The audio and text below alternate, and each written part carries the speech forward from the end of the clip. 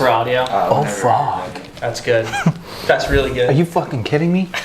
I'm the REC barista Wow, for a bro. reason. He is damn good. That's fucking next level. Is that? Mm-hmm. Yeah, that's how you. What the fuck? Yeah, it's really, really good. That has to make it in.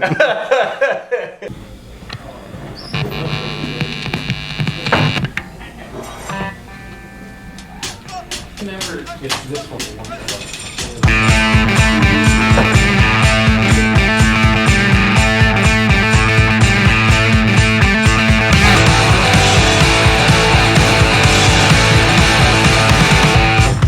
Hey, what's up?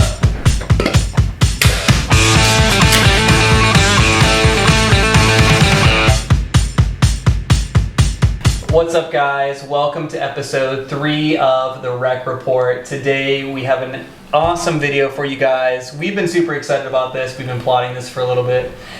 We have Jamie here, one of our absolute favorite customers, and a gentleman with one of the most crazy collections I've ever seen. So, Jamie, thank you so much for being here. We Thanks really so much, appreciate man. it. Absolutely. It's gonna be a good one. He's got, I don't know, 8 Pelican cases and some rolls set up here. We're not gonna cover the entire collection today, just because we want to give all of these knives their kind of due diligence. But Jamie, how did you get into the knife collecting hobby? So it kind of started back when I was a really young kid at Christmas time, and my grandfather on my mother's side would get a knife from a person each year, so a different person, like say his son or his daughter or his brother or whoever would get him a different knife every year. And as I would sit and watch him open that one knife and talk about it for hours, I think his interest kind of spilled into to me, and it made me want to learn more and know more about pocket knives. And that kind of, sent me down. My first knife ever was probably in Cub Scouts. And I wanted to carry that thing every single day. Yep. Just because it was from the Cub Scouts. So that kind of is how I got into knives. And just kind of been like an overflow from there, pretty much. Yeah. So from that moment forward, I would either get caught in school or by my parents when I had it when I wasn't supposed to. Yep. And then those knives got taken, and lo and behold, when I turned 18, my stepdad was like, hey, remember all those knives that I took from you? Here they are back. No way. So that was interesting, to be like, oh, wow, I haven't seen these in 10, 15 years. That's awesome. So he like TSA'd you, but then he gave them back. Yeah, he did. That's actually pretty cool. That's actually so cool. So do you have like a specific brand that like once you got into collecting, I don't want to say higher end knives, but once you started getting into brands that people would be familiar with, did you have a brand that you kind of gravitated towards at the very beginning, or? Yeah, that's a great question. So like every knife person out there, you start out with going into Walmart or Cabela's or wherever you can and pick up a Kershaw or something like that. And I definitely started there. And from there, Spyderco was probably the knife company that I gravitated towards past that entry level. From there, I found the compression lock. I know that's a weird... But that was one of the locks that I liked a lot. So when that was introduced to a Spyderco, I just went right into that mode. So I know you have a lot of Spydercos, a lot of really unique Spydercos, but you've settled in on the PM2 as a kind of a model that you are seeking to collect a lot of different SKUs of. Yeah. So I think that's probably what we should pull out first. Yeah. Because you got a lot of really cool PM2s. I'll grab them. Perfect.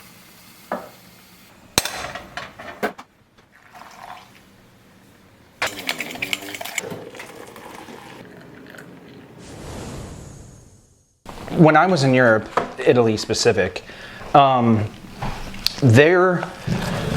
baristas and their coffee places are so weird because you walk in and there's nowhere to sit. You just walk up to this little thing and they're very much like this. And you just like, all right, cool, go.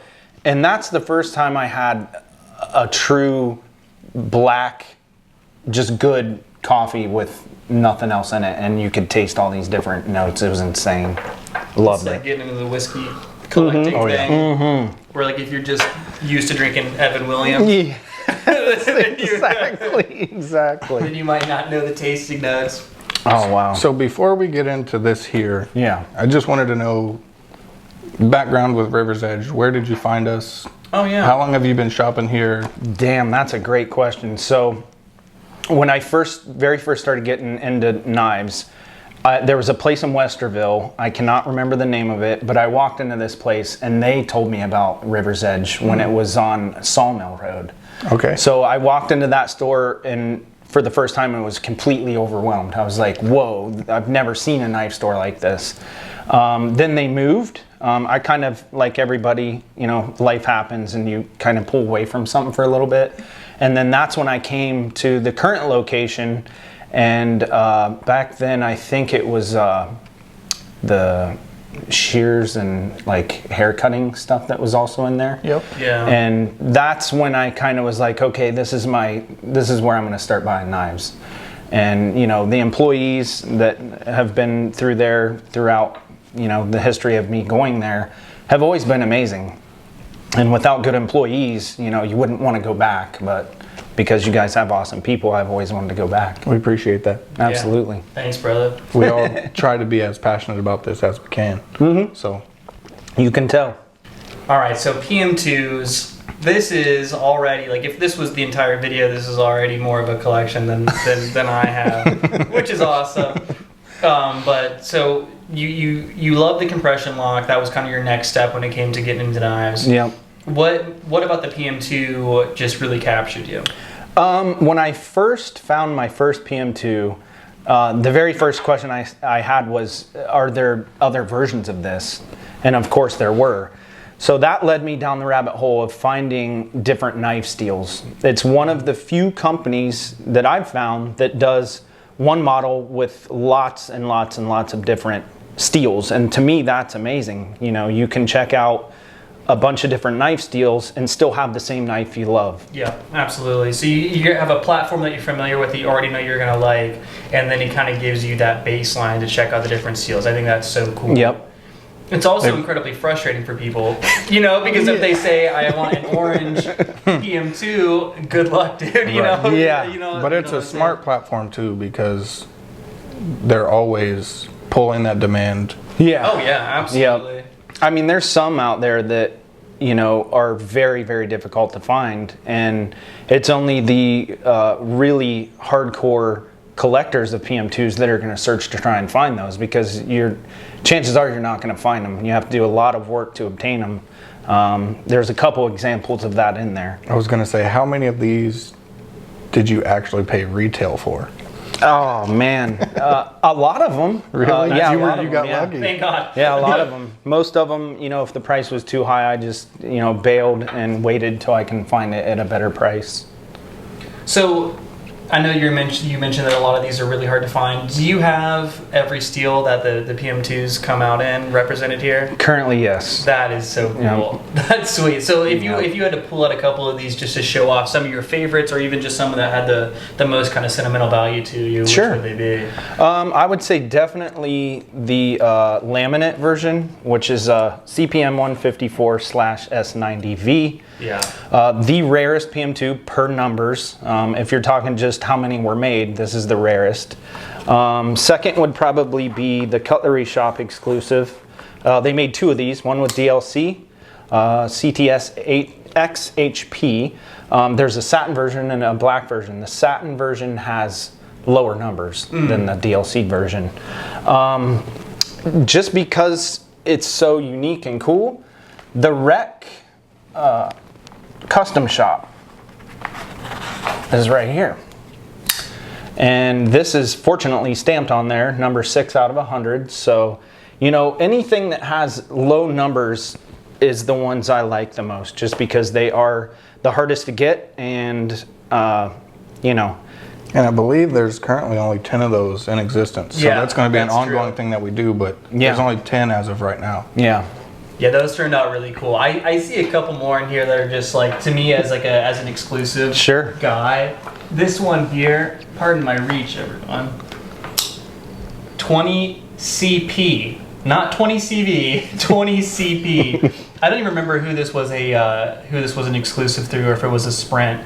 But this is one that you just never get to see, and we'll get some close-up shots of these guys just because there's so much cool stuff going on in And then here. the other one, a lot of people talk about the one in LMAX. Yeah. Oh yeah, I'll hand that over. The one in LMAX is like super rare bird. Yeah, you don't see many of those. Oh no.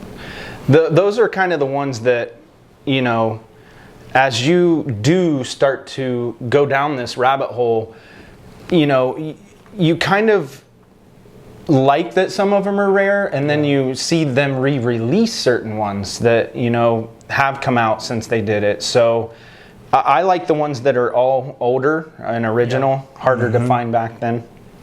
Yeah, you know, like the 20 CP and the LMAX, like those are done. Yeah. You know, Right. Yep. And just to have a like new inbox version of both of those. Yeah. Like, there might not be that many out there because you know someone bought that and was just going to use it Yeah. as their everyday carry knife. And I was which going to is ask awesome. that. Are any of these strictly safe knives, or would you pocket and use? I would pocket and use almost all of them. That's cool. In fact, this is a good example of one. S35VN, I bought the satin and the black, and this is very, very used. Oh, yeah. I've used this so much that, you know, I love the steel, and I figured keep that one that nice wear. and kind of play with that one. Show some of that blade wear.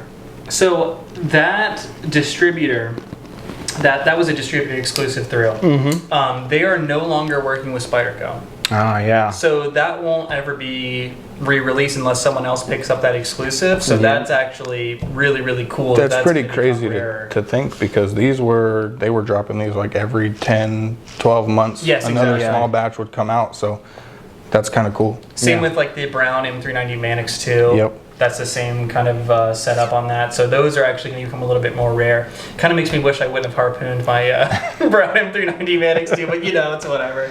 I mean, it's because I'm sitting here with you guys, it's kind of cool to see that, you know, this would go into this pile because, you know, after the success of the PM3 version, Yeah. obviously, you know, my first question was, are they doing a PM2? I got to have it. So, you know, this deserves to be out here as well because, you know, it's a very different, exclusive PM2. You know, one thing that I think a lot of people in my position would agree with me on is it's hard to justify buying another version of a PM2 that has the same steel as one you already own. It just has purple scales, Sure. or whatever. Yeah. So I try to avoid doubling up on the steels.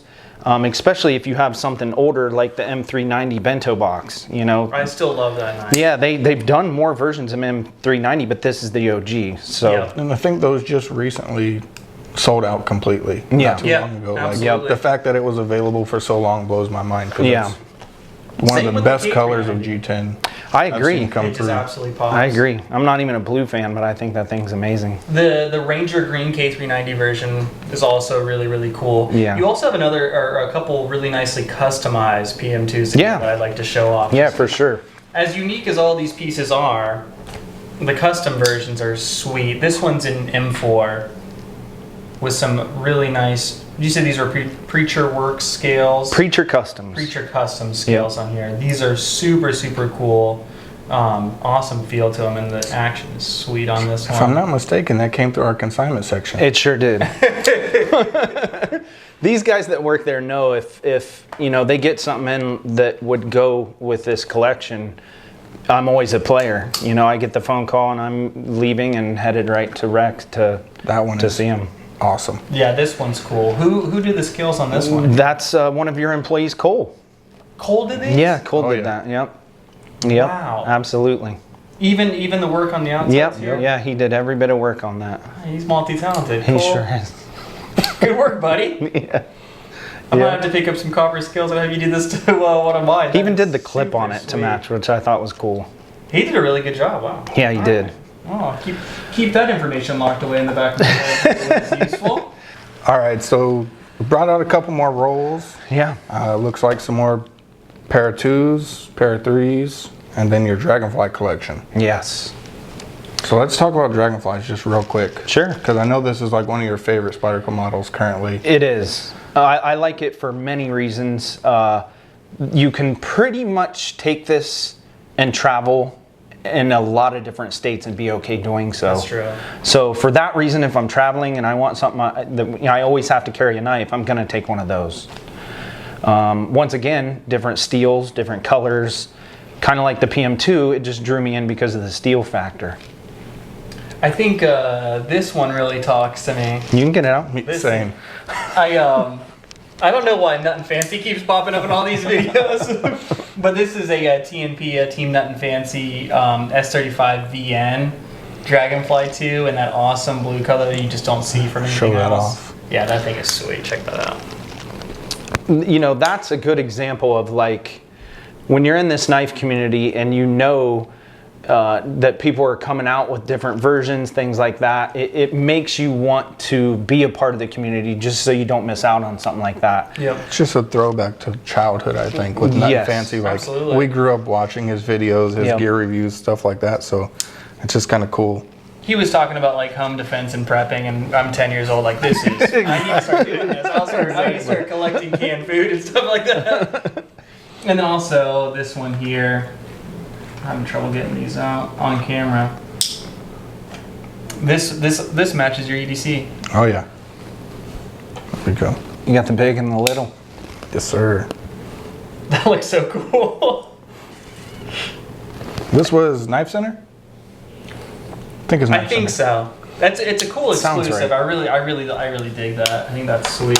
If you were to ask my favorite Dragonfly currently out of everything sitting here, it'd probably be this one, which I cannot remember who did this one. This but one just came out this year, didn't it? it did, yeah. This is the crew wear. Do you remember who did it? I can't It remember. was a distributor exclusive. It was a distributor exclusive. I want to say Knife Joy or Knife Center. What? Well, it was distributor, so all knife stores got a small batch. You're right. But I think there were only 600. Yeah, show that Pretty one. sure. Yeah, that's my favorite Dragonfly. It's just sweet. Carbon fiber, all black. I tend to pick all black everything. It has full steel liners also, which Yeah, is it's got some weight to it, which is sweet. Yep. And then that one also came out this year. Sure yes, did. sir. But there's just a whole lot that you just never see. Yeah, Like you this know. version of the Salt, Yep. Absolutely. that color with the serrations is super sweet. And then I want to say, Was this a custom one or is this production? you know, With I that can't green. remember. I don't know if maybe they're dyed. With a or- collection like this, that's one thing that happens. It's hard to remember everything that you need to remember. And that's always the coolest part of going through your collection with you is you're surprised by half the stuff here. Yep. You're like, oh, I forgot I had that. I love it. Yes. So Let's talk about some of these PM3s. Absolutely, man. Let me get these. let's just jump straight into Yes. make a bunch of people mad. So admittedly, I wasn't the hugest PM3 fan when they first dropped. I have large hands for my small frame, and I had trouble flicking them at first. I couldn't do it very easy. I was too used to the PM2. Yeah. And then it was the Maximet version, straight out of the box. It was so smooth and so perfect that it made me a PM3 fan. I remember you Para were 3. standing at the register and you Spidey flicked it for the first time and your face lit up and you said, I'm buying it. Yes. Like, I have to have it. Yep. Yeah, so that, I don't go as crazy with the PM3 as I do the PM2 for obvious reasons. It's just very hard. I know people that have done it, but I just get the ones I like and want to use. This is something a little special. It sure is. So this was the first knife we did the shipwrecked scales on. Yep. So this was our test that turned into the run of Para 2 scales that we did. Yeah. And that's in Rex 45. Oh yeah. That blade Patina there. Yeah, Rex so that 45. even fits it even Fun better, fact. standard. Yeah. I actually bought that Rex 45 Para 3 on my wedding weekend. Ended up trading or selling, somehow getting it to Jamie. That's awesome. And now it's a part of his collection. Yeah. So as long as things stay in the family, I think it's totally cool. Yeah. I didn't carry it on the wedding day, but I bought it on that weekend at Big Smoky fan. Mountain. That's cool. That's It was really just on cool. the shelf randomly. Yeah, the Maximate one I think doesn't get enough love. I think people overlook it because it's not like a sprint run. Yeah, I agree. Or an People are also exclusive. afraid of the fact that it patinas. But it looks awesome. It Oh, looks yeah. so good. I like a patina. It adds character. You know, and I get there's a certain kind of breed of, I don't want to say OCD because that's a real diagnosis, but there's a certain breed of just being anal about stuff where you don't want any corrosion on there. But once you get past that point and it's actually like a part of the look of the blade, I think it looks awesome. I agree. 4V. Yeah, 4V. That was Saint Nick. Yep. Yeah. Those are awesome exclusives, by Yeah. the way. These scales, are these Flytanium? Yes, they are. That was the first version of those scales. He posted it up and I was on it. I knew immediately I wanted those scales. Yeah, those look incredible. Nice and weighty. Most of these other Overflow PM2s are just, versions that I carry and use a lot. None of these are actually different steels. They're just ones that I carry more often. Here's a knife that Everett and I don't even have. Hey, There you another go. one to make some people mad. It's funny because people hated this colorway when it first came out. They did. They hated it. Yep. The people that were drawn into it immediately, I think, were the ones that sort of made some of that hype because, they bought it because they liked the way it looked. Yeah. And then, other people were like, oh, you know what? I do like that. And then before you know it, you tried to get a PM3 version and they were just gone. And it's like, it's so far removed from the standard what we're used to seeing, which is either a satin or a black blade on a Spyderco. Yeah, I agree. So I think that was kind of a cool way to go about it. Yep. Were these scales done through the REC custom shop? They were. I love the shameless self-promotion that's going on here. It's very easy because if you're local and have access to these guys, doing the work they do, it most certainly, take full advantage of it. If you live in this area, you don't have to ship it and you just want to pop in, get a hold of them, have them do some of the work for you because obviously they do a great job. Yeah, Everett's an absolute wizard with this kind of stuff. Oh, for It's sure. not only me. We have a team of guys that are This making thing's this stuff pretty cool. possible. So But So- you are an artist with that kind of stuff for sure. He's a Delica guy, or Endura. Endura. I'm a Delica dude. So out of all my Delicas, this crew wear is definitely my favorite. I just love that sage green color. Too. Oh. It's such a good color. was this DLT? Yes. Yeah. Yeah, DLT. Yeah, Such a good exclusive. I really dig that thing. it's a good one, man. These guys are killing it with their exclusives. Should grab another roll. So do we go through roll or do we grab one of the Pelican cases? We might. Yeah, well, I was we gonna might say be we're done through with the rolls. Spydercos. We are, except for what's down there. Yeah, I just laid out some of the things I thought were really cool from this case. Obviously, we're not getting into everything, so Sure. we could do a 5-hour video if we were going to go into the story on all of these knives. Definitely. Easily. But these are just some of the Spyderco holy grails for me. And Make some more people jealous. yeah, there's just a lot of really cool stuff in there. Talk about a discontinued Spyderco that needs to make a comeback. Yeah, absolutely. Everybody wants one of these. Yeah. And what was weird was when it first dropped, people kind of freaked on the price of it and the exclusivity of it.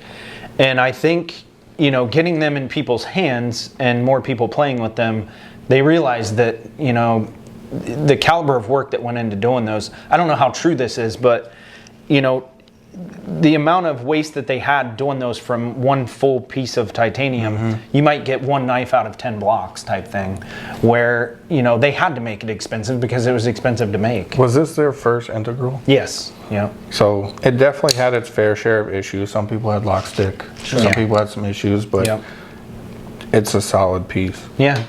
It was almost like when this one dropped, it was talked about just like that was, and if you were lucky enough to grab one and about them, then, you knew you got a solid knife. That was another one a lot of people complained about the price point. Yeah. Absolutely.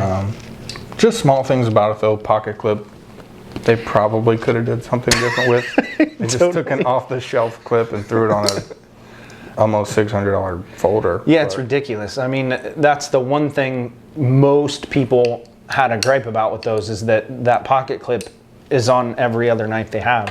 which I understand, Yeah. It's on every other knife. It's kind of their thing. Yeah. They invented the pocket clip. And right? maybe if they would have So- put a milled clip on it, it would have been true. $700. You know? It's like they were passing the savings along to you, cutting out the middleman. Or something you don't see every day.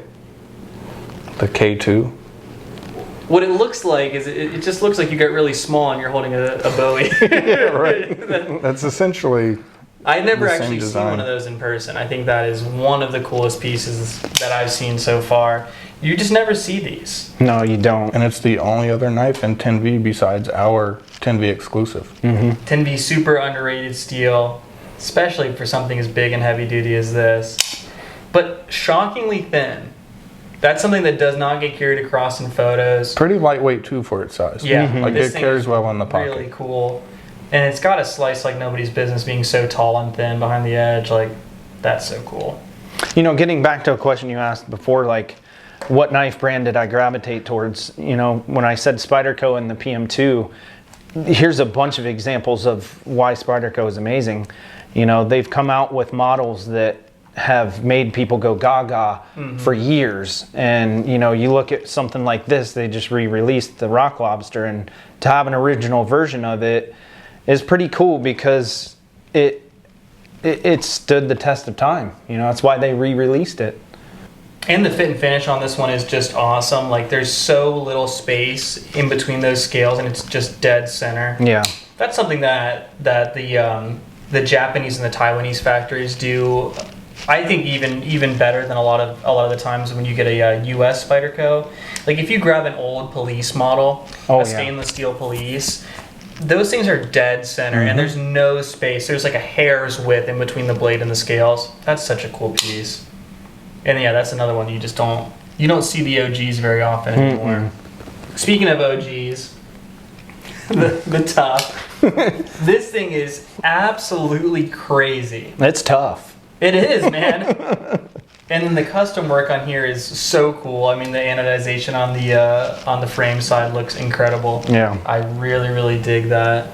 I was happy to see this one make a comeback in the most recent exclusive drop. Yeah, that DLT drop.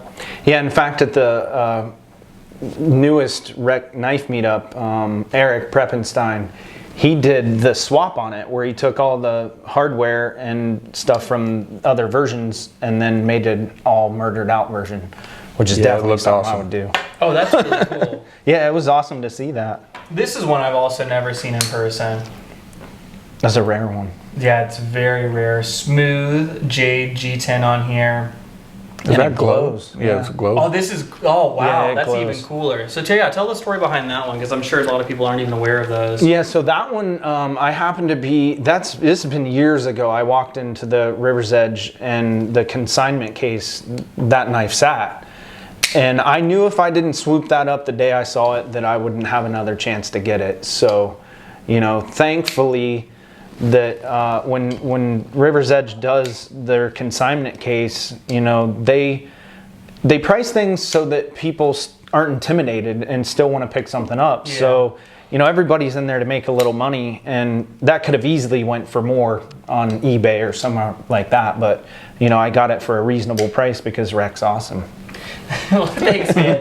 Anything with a clear cage, any of the Manics with a clear cage, like you can just tell it's going to be something cool. Yeah. I wish they would do that. I wish 'cause they'd bring it back. Even if Yeah. they did a black G10 with S30V, like people in the know would buy up an exclusive, Yeah. or a sprint run if it had the clear cage again. It just looks so cool, so clean. I think they're kind of almost trying to get away because you can obviously tell that that's a polymer or a plastic when it's clear like Yeah. that. And when they black it out, it's almost like they're trying to like shy away from looking like it's made out of plastic. But that's just so much cooler than the Yeah. black cages they're putting on all the Manixes now. But That I is a love that. deterrent for people too. So Oh, yeah. I mean, the first time I walked in River's Edge, employee Brad showed me a Manix, and I'm like, "What is this? It's plastic." Yeah. And he just kind of looked at me like, "You don't know what you're talking about, do you?" So I completely get why they would move away from something Yeah. that looks plastic. Yeah. I dig that so much.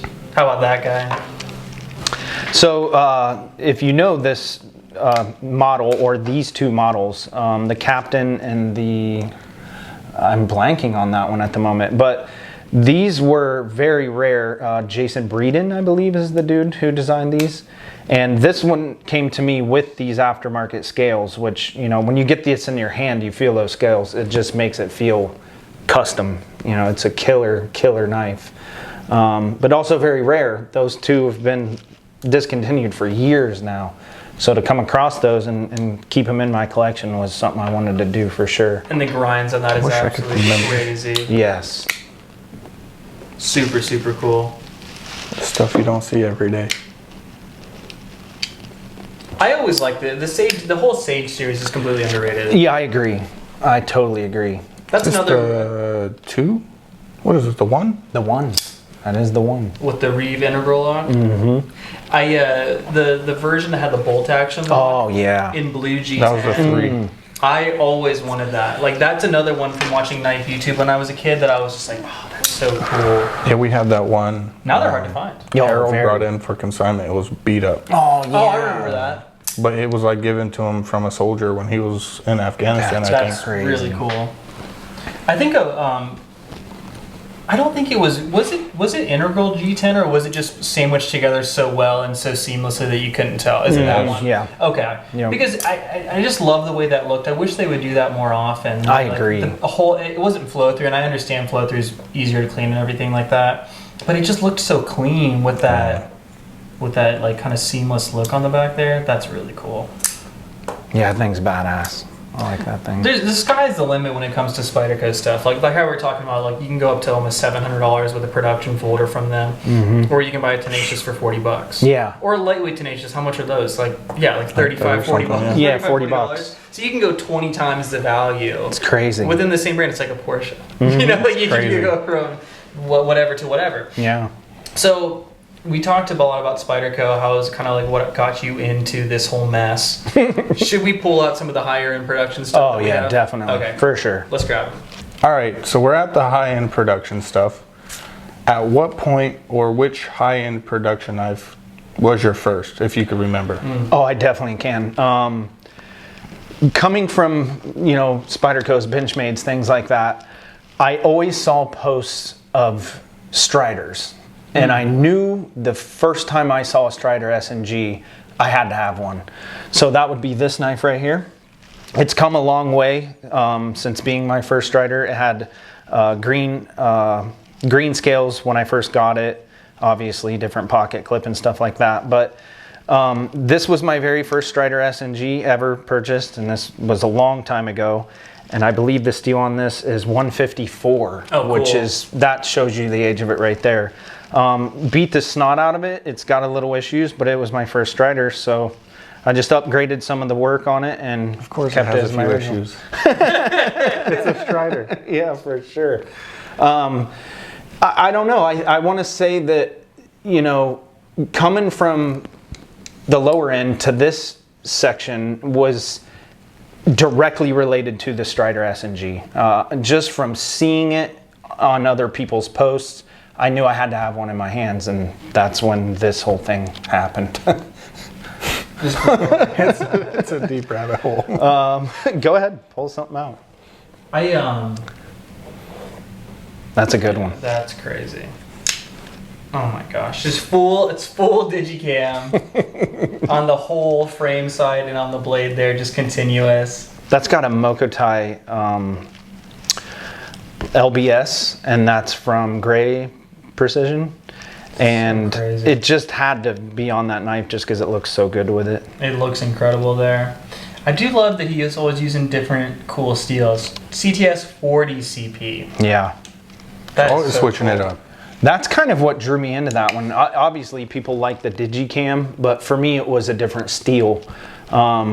I tend to really gravitate towards Striders that have unique steels or different steels you don't That see a seems lot. to be a theme along your collection, though. Yeah. Like starting with the Absolutely. Spyderco stuff and then collecting all the steels. Yeah. And then your love for Strider, who also likes to do a bunch of different cool steels. Yeah, I mean, if you look at where people should be in the market and what intrigues people, I would say out of every collector you ask, knife steels is going to be the reason they buy multiple versions of one said model. Absolutely. You know, for example, one of the ones in here that I tried to obtain for a super long time was the Z-Wear.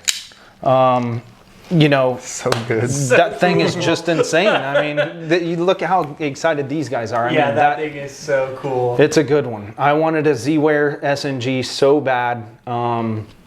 You can beat the snot out of those knives and you will never hurt them. It's awesome because that's almost like out of all of your Striders, that's like it has the most basic look. So then but it's that steel that makes that knife pop off. It's Absolutely. so cool. Yeah, you So know, good. when you see people's posts that do an up-close shot of an SNG and you see Z-Ware, you're immediately like, whoa. And that's what I did with that knife is I, took a step back and said, I have to have a Z-Ware SNG. I don't have that many SMFs just because, it's a big knife. If you look at like Hinderers, the XM24, they're big knives. So an SMF, I might not have as many of them, but there's a place and a use for them. This one's absolutely wild. What's the story behind that guy? So Starling Gear, every year they do a collaboration with Strider, and that's kind of where, the fanboys come out. And, you're not going to use many of those because they have so much graphic on the blade that, you're not going to have it look very cool if you start marring it all up, but there's a place for them. All right, so we've talked about a few Striders. In the case, we have quite a few of the other Holy Trinity, being Hinder and Chris Reeve. Yeah. You want to talk about a few of those? Yeah, definitely. So, anybody who has been in this caliber of collecting knows that, Hinder and Reeve both have the same everything going on like Strider does. They have a huge fan base. They're made just as well. And that kind of led me down that path of the first Hinderer I saw. I thought, okay, I got to see one of these too. XM18, just like the SNG, happens to be my favorite model.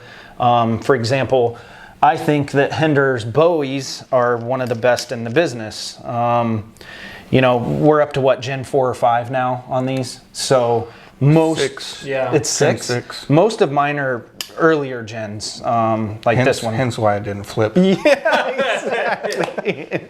Which bothers some people. I mean, there's been whole threads and issues talked about that. And my thing is, the knife still works just as good as one that flips out perfectly. So It's also a different technique than most flippers. Too. Yeah, It's yeah. more of a button than it is agree. a light switch. Yep. So when I happen to be talking and I went to flip that, it's because I wasn't paying attention. But you can flip them out very easy if you're paying attention and know what you're doing. So Hinderers and Chris Reeve both sort of followed that same thing with the Striders.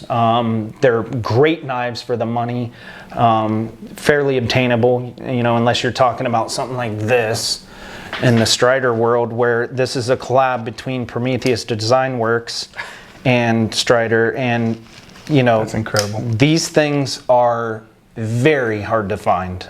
This specific one especially.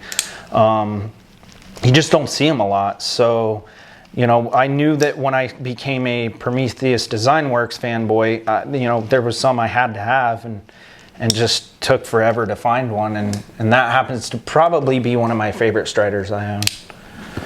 Sometimes a crossover between two brands that you actually like can be the coolest part about collecting. Absolutely. Everything that those guys do, they're like TAD. When you see Yeah. a TAD version, it speaks to people. So, those type of collabs really, have a spot where people are going to do whatever it takes to obtain one because they really like both companies. That happens to be a perfect example of that. The SMF version, I believe, is this one. This just screams It's insane. amazing, all the way down to the That is crazy. blade on that thing. It's just amazing. The mill work that goes into the presentation side scale, with that super deep cracking on there. It's just awesome. It's another one you don't see very often. Yeah, the XM24 Skinny. You don't see a lot of those. No, Not at all. that thing is so cool. The thing I was noticing about this almost has like a translucence to it. This Him and I detail. dyed that That looks together. awesome. Was that just Jade? That was at the, Jade at the one point. Yeah, onset? that was Jade. Looks really nice. Yeah, Jade's weird. You get people that sometimes think Jade makes it look cheap. And then you have other people that think the natural jade looks amazing. I happen to be one of those people that can go either way. I love the jade, but this looks really cool. I like that you can kind of like see the hardware through it. Like if you look at it at a specific angle, you can see through it. I think that looks awesome. Yeah, oddly enough, I hate blue. I love it, man. That thing looks awesome, and that Bowie blade is absolutely sweet. Agree. I know you have a few Chris Reeve in there, which is my favorite high-end Yeah. production. I'll pull out a couple that I think you guys will appreciate, and I'll give one to you, and I'll give one to you. And you guys talk about the differences. So we got an OG pivot Zahn here. This thing looks awesome. As you can see, he swapped out the O-rings on the thumb stud / stop pins there. This thing is absolutely classic. This one's also unobtainable now. Yep. And the original ones, I feel like, are almost even quieter on open and close. Yeah, I That's agree. the craziest thing about the Zahns is just how quiet they are in open and close. But check that one out. That one's gonna be This even is a the little more bit more going updated on. version. They kind of standardized the pivot so you can use standard tools. Which is always, you know, you could segue right into Microtech with that comment. You know, there's some people that just shouldn't mess with their knives like that. You know, if you don't know what you're doing and you're going to make things worse, then maybe a pivot like that is a good thing. I like it simply because it's just different from the new version. For a brand that really promotes taking your stuff apart and cleaning and taking care of it, I never really understood the specialized pivot. Where Yeah. You had to buy a separate tool. Yeah, So I like the fact that they moved this direction. that's a very good point. And that clip on there is sweet. I'm sure you showed that off. Yeah, that is Rips Garage Tech. He does amazing Damascus. Yeah, his work it speaks for itself. And that the teal on that you don't see very often. You see a lot of blues and purples Yeah. there, but that teal is absolutely sweet. Let's talk about the one Chris Reeve that's kind of sacrilegious. It's gonna make a lot of Chris Reeve fanboys mad. Oh yeah. There you go. Talk about this a little bit for us. So that crosshatch has one of the lowest production numbers of any of them that he did like that. And most people would say, why did you send that off and have that Spidey hole put in it? I've always thought that the Spidey hole in a Sebenza is cool because you can sit around and flick it. It's just something I always wanted to do. And I chose that model because at the time I was really into black and tan. I think brown and black look amazing together, Yeah, and that happened to be Piece the is one. incredible. Yeah, it's a good one. It looks like almost like militaristic that Yes. color scheme. I really Agree. like that. Yeah, some people don't like the hole. For me, it was just, you know, one of the ones I wanted to sit around and flick a lot. And hey, man, it's your knife. Yeah. So you can do whatever you want. You can take it outside and That's so drop it true. off the balcony. Yeah. So what about Microtech? What do we got going on up there? Microtech. So there's some up here that are out the fronts and some that are, you know, standard Microtechs that don't have the auto feature. We'll start with some autos, and I'll give one to each of these guys. One of the things I love about a Microtech out the front is you never know what's going to pop out of there. You know, you look at it and you're like, what's in here? And that Before we is even amazing. talk about what comes out the front, look at the glass breaker on that thing. Yeah, that thing. It's more of a DNA sample collector. It's It's crazy. Yeah, it's that thing you got to be careful with because you carry it and then you go to get it in your pocket, and if you're not I've never careful, seen that'll that. take some of your skin with you. Yeah, that'll take four rolls out of your finger. Pop 'em out. Three, Go. 2, 1. Oh, man, that is sweet. Whoa. So Yeah. what is this, a DLC Warhound? Is Yes. that what's going on there? Yep. That is absolutely wild. That's even rarer Yeah. than I mean, a Damascus Hellhound you never see. Yeah. But the Warhound is like... You don't see those at you all. just see Swap. those on the internet. Yeah, I mean, you know, of course, when those are sitting in the case, the blade's out, so you get to immediately see them and be like, whoa. But you know, when you're showing them to people and you know, looking at them, you know, popping that thing out of the front is one of the coolest things ever because, you know, you don't know what's down inside of there. And the minute you pop that thing out and realize it's not a standard, you know, blade that a million people have, it's one that's kind of unique. Everybody wants one of those. Oh, for sure. Absolutely. Everyone wants a Hellhound, let alone a Warhound. Right. That's crazy. Love that. That's You got some one of really, really cool side openers here. Yeah, pull some of those A out. couple that, I mean, you know I'm a big SOCOM guy. So a brass Tonto SOCOM Elite, that is so cool. I wish you guys could feel the weight on this guy. It is, I mean, going from aluminum to brass is a huge step up weight-wise, but it just got that incredibly solid feel. This one's a 2015 reference, but that looks absolutely sick. Yeah, some people, you know, would argue they don't like the extra weight. I chose to get rid of some of my other SOCOMs and keep that one specifically due to the weight factor. I love it. It feels good in hand, and it just looks amazing. And it's got that little extra specialness to it. Yeah. While you're on the subject, let them check Oh, that yes. Say, Another knife that no one can ever find anymore, and that action, I don't know if you guys heard that, that was damn good. It is an LEDT. This one also happens to be in brass, but that even has a crazier feel than the SOCOM. That weight difference between the skinny aluminum handles on there and then the brass, so nice. and then a knife that started a bunch of controversy. Oh yeah, let's get into that. Actually, Talk about That's the cool. Matrix here. Really cool design, but so much controversy in the knife world. Oh, Lawsuits. yeah.